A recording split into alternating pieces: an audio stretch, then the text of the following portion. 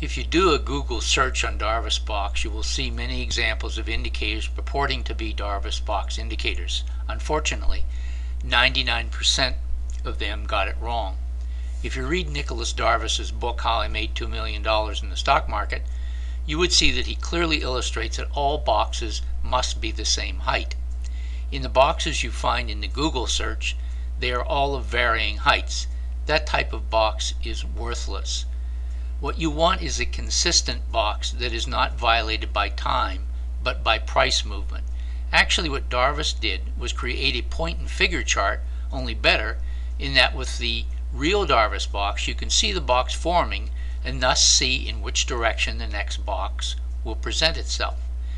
With my Darvas box indicator, the user can determine how many points he wants each box to contain. In the example shown here, I set the indicator for each box to contain 4 points without regard to time. The longer it takes the equity to move 4 points, the wider the box becomes, but the height of the box always remains the same. This is a recent view of the 5-minute ESE Mini. Darvas Box trading is made much easier by the use of my time series forecast, which you can see right here. When a new box is formed, if the bottom of the new box is above the magenta line of the previous box, right in here, that is a good indication that the equity will be moving higher. Also, you can see in the time series forecast, the histogram turned green well before the new box formed. So you can see you have an advanced view of which direction the equity is going to move.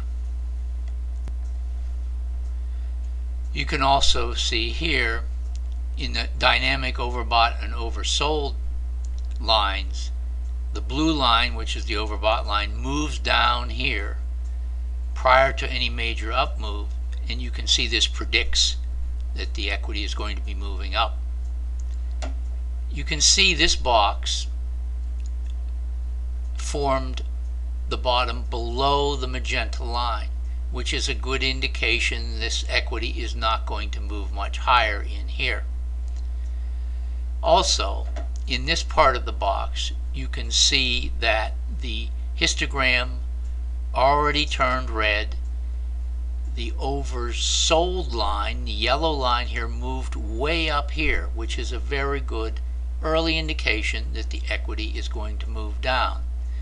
Now here you can see the top of the next box form way below the magenta line here, which indicates the equity is going to be moving down, and as you can see here, that is indeed what happens.